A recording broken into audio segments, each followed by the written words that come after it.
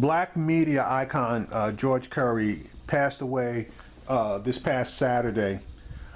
This was a man who was a trailblazer for black journalism in this country. He worked for various news outlets and was an icon in the city of Chicago. He also worked in New York and Washington, D.C. He left the Chicago Tribune to join a black-centered media format which was successful to a point, but then abruptly was shut down. Roland Martin and his panel basically are going to give us some history of Mr. Curry. And again, I will say that this is a major passing for us in the black community. Folks, welcome back to News One Now. On Saturday, we lost a true legend in our industry. George Edward Curry, longtime journalist, died of a heart attack at his home in Maryland at the age of 69. Many folks know George most prominently as the editor-in-chief of the award-winning Emerge magazine. Of course, a black monthly magazine that set the standard for lots of different other magazines. Many people remember the covers of Clarence Thomas, Kima Smith, and so many others. But Curry also was a friend of this show, appearing on News One Now, as well as my previous Sunday show, Washington Watch. He was a native of Tuscaloosa, Alabama.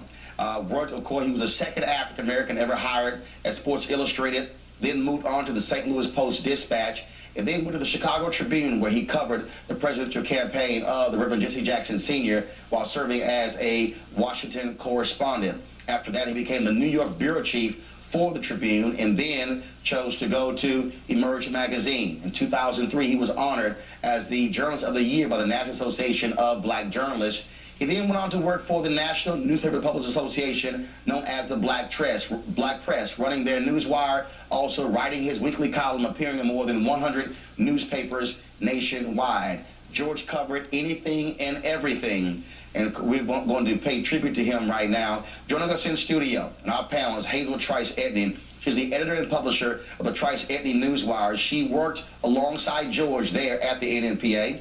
Also, we have Spencer Overton, president of the Joint Center for Political and Economic Studies, as well as Lauren Victoria Burke, a writer for NBC Black. Also joining us is Clarence Page, Pulitzer Prize-winning columnist for the Chicago Tribune, as well as Kima Smith, the young woman whose story George chronicled in Emerge magazine, who was in prison for decades for her involvement in a drug case. She was later, of course, released from federal prison. But I want to go to Hazel first. Hazel, you worked alongside George. Certainly it was a shock to those of us who knew him well of his passing on Saturday. Absolutely. Denise Roloff Barnes called me because it was such a big rumor on Saturday evening, and I tried everything possible to disprove it, but it was around midnight that I got a call from Maynard Eaton at the Southern Christian Leadership Conference, who told me that it was in fact true and that our George was gone. George was the quintessential journalist. He wasn't just the black journalist, but he believed in journalism, and he taught me how to be a journalist, and that is the one thing that he underscored, is that you are always first and foremost a journalist. Even when it comes to the civil rights leaders, applauding them, etc. No, don't applaud them publicly. You do your job, hold them accountable, write the story, and be the quintessential journalist that you must be, to hold not just black civil rights leaders accountable, but politicians across the board. He was a true teacher. Lauren Victoria Burke, look, we ran to George covering many stories. You did as well. He was not someone who was shy about holding his tongue when he felt the black press was being dissed by black organizations or black elected officials. Or the President of the United States. I mean, one of the things that George, of course, was trying to do is get an interview with President Obama. And I think to nobody's surprise, he wasn't able to get it because, of course, George would have gone in there and asked real questions, unlike some of the people who have interviewed the president, the endless talk show hosts and Charles Barkley and Steve Harvey and all that. And so George would have gone in and asked questions about HBCUs and poverty. And George wrote an article last January 2015 on HBCUs, and I think the title that he put on the article was "Is the President Trying to Kill HBCUs?" And so that was something, obviously, that most journalists in this country, certainly very few African-American journalists, if any, would ever write anything like that. He was not interested in being buddies with the president, or he was not interested in being in the haze of, okay, it's the first black president, so I can't say what's really going on. And in an age of celebrity journalism and opinion journalism, he was sort of the end of an era of hard-hitting, fact-based journalism, even when he was writing an opinion piece.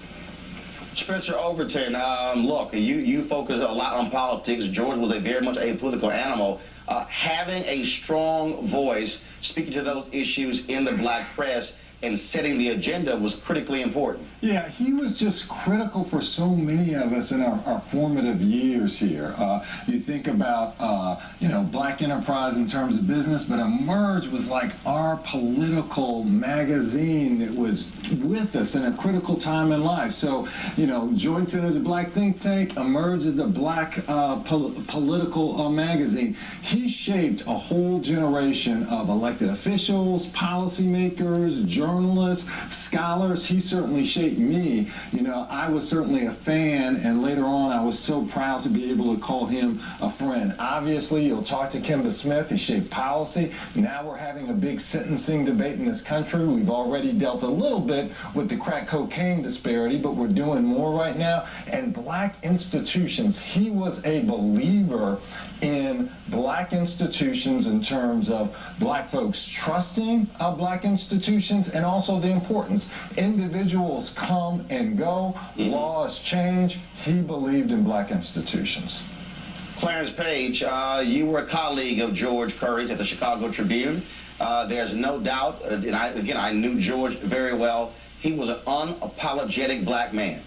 That's right. And he was also, he and I were contemporaries, both born the same year. This was quite upsetting for me. Our friendship goes back to the early 80s. And George was a very successful reporter at the Tribune. He got the scoop when Jesse Jackson decided to run for president. And it was a big headline story. And Reverend Jackson wasn't happy about that because he wanted to announce it in his own way. But George wouldn't wait. He got that scoop and ran with it. He had numerous stories like that. And he was also our New York bureau chief, which is no small job. And then he and I wound up in Washington, D.C., and both on the panel at BET, the old lead story program, which I always called the Black Man's McLaughlin Group. It was a great program, and George always had a great opportunity and took it to enlighten the rest of us to what was going on. That question about HBCUs. I remember thinking at first George was being a little sensationalistic about the federal government quietly trying to kill HBCUs, but looked into it more closely, and he was right. There was a very important story going on there, and that's the way George was, and he's really going to be missed by a lot of people.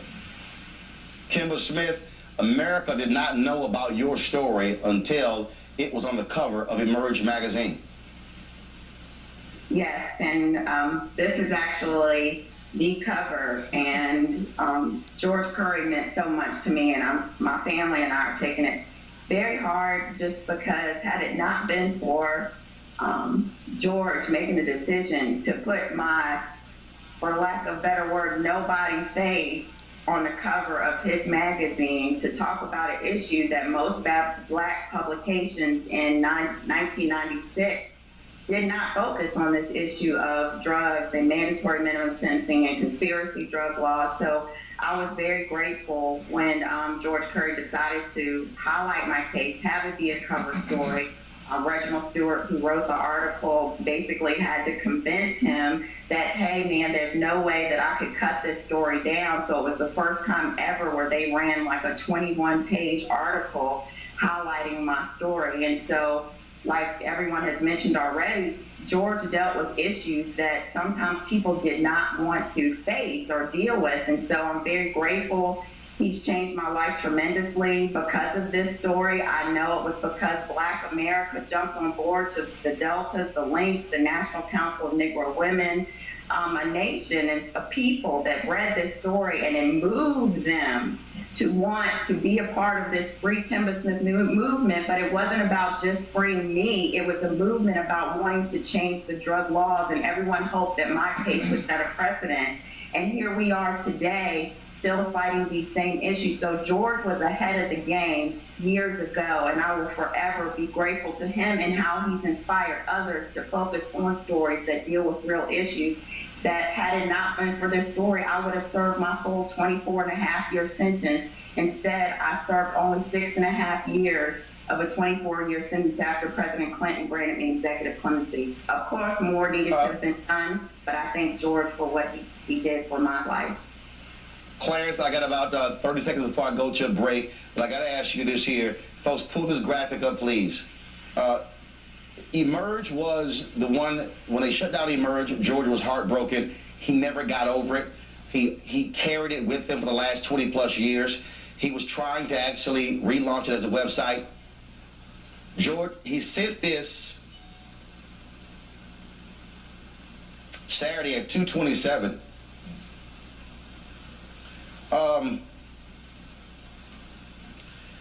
And it says, I've started raising money for support emergenewsonline.com. And I talked to his sister. He was there at home. He called his fiance, Ann. Said his chest was hurting. Where are you? She'd gone to get food. She pulled into the garage. She said, do you want me to call the ambulance? He said, no, I want you to take me. She took him to the hospital. He said he'll be fine. She went to park the car. They wheeled him in. She came back. He went to cardiac arrest. An hour later, he died. George, Clarence, he literally sent this probably right before he had a heart attack. He died with his boots on. Right. That's George.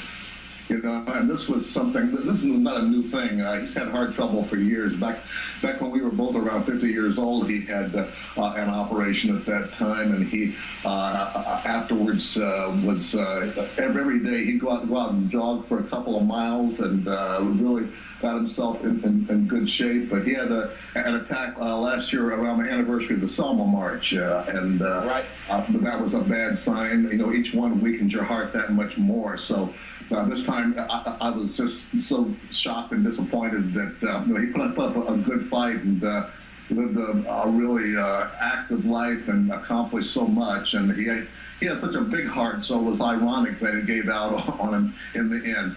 And he was a great mentor. I got to throw that in there because he's been nationally recognized for helping so many young men and women to get started in journalism and give them guidance and all. So he believed in passing it forward. So he's going to be missed by a lot of people, and so will Emerge magazine. Clarence Page, Kima Smith, we appreciate it. Thanks a lot.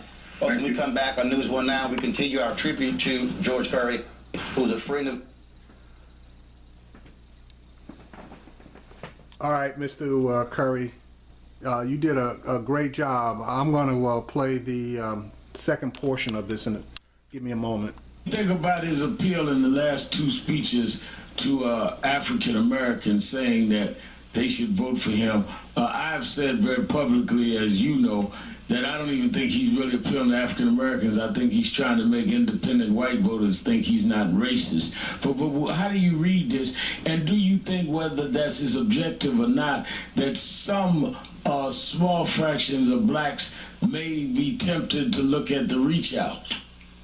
Well, first of all, he has not gone to a single black event except at that little black church that nobody knows of in South Carolina. He's rejected an opportunity to speak. Just so that you know, I wanted to jump in there. These are pictures of Mr. Curry, but the voices that you hear are Mr. Curry and Reverend Al Sharpton, who I guess did the last actual interview with Mr. Curry? First of all, he has not gone to a single black event except at that little black church that nobody know of in South Carolina. He's rejected an opportunity to speak to the Urban League and NAACP and the Black Journalists, NABJ. Right. And even Ronald Reagan spoke to the Urban League before and NAACP, so he won't even come there. And then he goes to Milwaukee, go out in the suburbs and talk to most of the white audience about black Americans. So he can't be serious about this.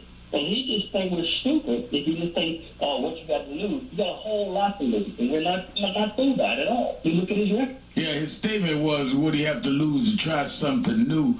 I mean, what is that supposed to mean? I mean, Folks, that was George Curry on Friday on his weekly appearance on Reverend Al Sharpton's radio show. That was the last time George gave an interview.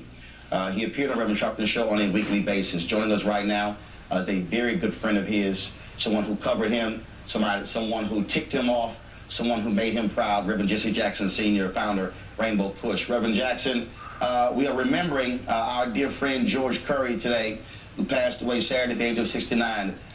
Your most important thoughts about George?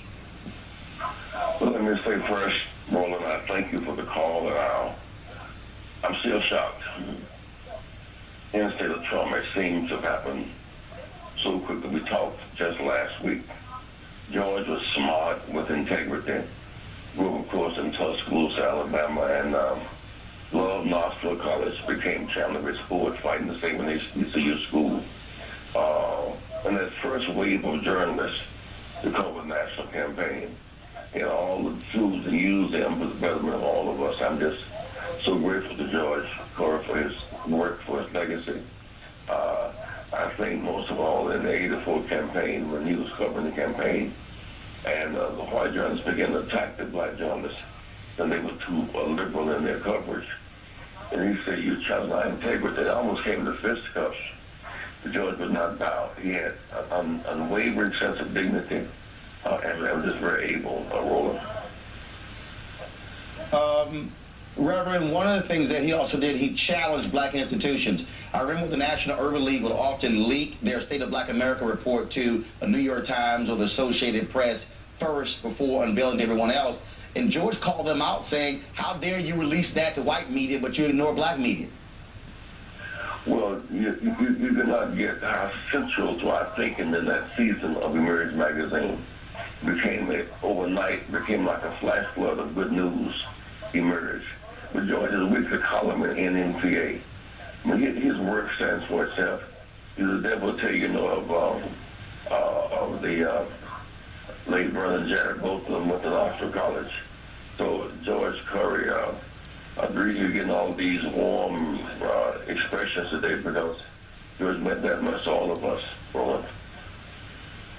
Well, Reverend, we certainly appreciate it. Thank you so very much. We certainly know how close you were, and thanks for joining us for our tribute to George Curry. Well, everybody. When we come back, we'll talk with Ed Gordon, who was the host of BET's Lead Story. We continue our tribute to journalist George Curry, who died Saturday at the age of 69. Joining us right now from Detroit via Skype is Ed Gordon, who was the host of BET's Lead Story, where George served as a panelist along with Dwayne Wickham and Clarence Page. Ed, certainly you recently had breakfast with George Curry. Certainly it's a huge loss for many of us who loved him. Yeah, it's a tremendous loss, Roland. As you know, George was one of those voices that was unwavering for our community. And what I loved about George Curry is no matter who you were, he made a way for you. He was a trailblazer, and he wasn't afraid to share the spotlight. I remember when I first started in this business, George quickly became a mentor of mine. And in this business, it's hard to find those who are genuine and who really rally for you as your success grows. And so just thinking about the sudden loss, selfishly, it's a tremendous loss to our community with a voice that has done nothing but been outstanding and upstanding for all of us. He had a deep, abiding love for black people. He had a deep, abiding love for black people. Yet, as you mentioned in the last segment with Reverend Jackson, he took no quarters if black people weren't doing the right thing. He called you out. He made you accountable. He wasn't afraid that he wasn't going to get the next invitation to your party if he made you upset, if he felt it justified. And oftentimes that isn't the case anymore. And so, again, this loss, I think we're all stymied by the fact that not only was it so sudden, but Appreciate Ed Gordon, you sharing your thoughts and memories about George Curry on TV One. thank you, Roland. Appreciate it. When we come back, we're going to talk to our panel about George's. Welcome back to News One Now TV One. We continue our tribute to journalist George Curry, who passed away Saturday at the age of 69. I want to go back to our panel: Hazel Trice, Edney Long, Victoria Burke, and Spencer Overton. And Hazel, I'll start with you. George was a founder of the Urban Journalism Workshop in St. Louis. He also worked with similar workshops in New York, in Washington, D.C. He absolutely believed in paving the way and shaping the minds of the next generation of journalists. Absolutely. When I worked with George for the 7 years that he was my editor, we were based at Howard University. And so I saw on the front lines how he loved working with students. He loved teaching. Even after he left as editor-in-chief and I became editor-in-chief, he still came to my classroom. He worked with students, teaching them how to do interviewing. And he was a no-nonsense teacher when it came to young people. He didn't let them by easy. He was very hard, and some might think even very harsh. But the lessons that he taught were amazing, and they were lasting. Spencer Overton, 2003. I'm at the National Association of Black Journalists Convention in Dallas. It's after 2 a.m. We had one of our parties at night, and I'm standing there with George and his fiancee Ann, and several young students come up to me, and we're talking to me, and then all of a sudden George jumps in the conversation, and we're literally having a discussion about work ethic and what these young folks need to do to prepare themselves to be journalists. At 2 o'clock in the morning, George could have easily been in the bar with other journalists, could have easily been in bed, but he was there at a party, still talking to young folks at 2 o'clock in the morning about what it means to be a quality journalist. Yeah. That was who he was. You know, last year I received an email from him of an email he saved. I sent it to him in 2000 talking about how I was so sorry about the loss of Emerge, and he kept that email. I mean, I was just reaching out as a fan. He didn't know me at all. We've kind of gotten to know one another over the past few years, but he reached out to me. I mean, he was really into young people and development, and again, there are just dozens and dozens of people who are right now in their 40s, their 50s, they're elected officials, they are journalists, they're scholars and professors at universities who are basically shaped by him in terms of work commitment, in terms of integrity, in terms of commitment to black people. And so, you know, his legacy is really significant in terms of all of the young people he touched. About 30 seconds before I go to break, Long Victoria Burke. You heard Spencer talk about that email. One of the last letters that Senator Ted Kennedy ever wrote before he died was to George Curry.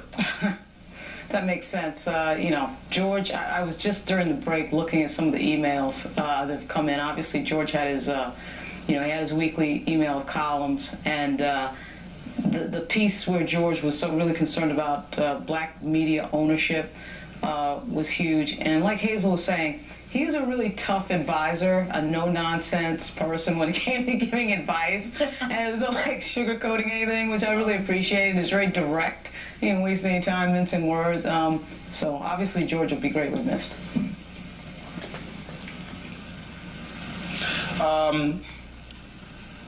Many folks may be wondering why, for me, I got emotional here, and that is because yesterday I called George's sister. First of all, I was made aware of George's passing around 9 p.m. Saturday night. We did, like Hazel said, many of us tried to make calls confirming it, did not want to believe it. But yet last night I was reached out on Twitter by a church member of his sister. They hit me up and they said his sister and his mother wanted to speak to me. His sister, Sue, got on the phone and she said, "I just need to hear your voice." She started crying. And I was wondering why she was crying, and she said, because George talked about you so much.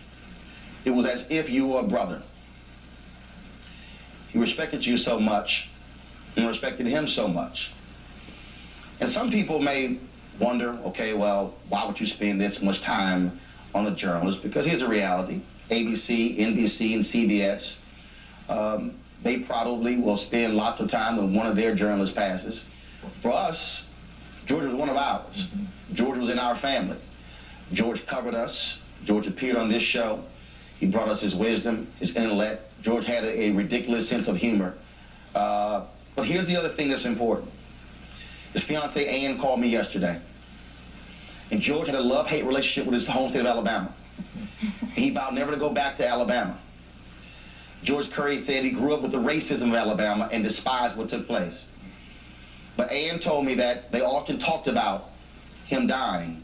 And he said, when I die, you must return me back to Tuscaloosa, Alabama. The family right now is working to get his body there. He said he must get there quickly. His funeral will be held in Tuscaloosa, Alabama, a native Alabama, as son returns home. So many of us will miss him. So many of us appreciate his hard work. We also thank him for his friendship, and I do as well. Folks, we always make sure here at TV1, we celebrate those of ours who pass away with proper homegoing. And that's why we dedicated the last several segments to the great George Curry. We'll see you tomorrow.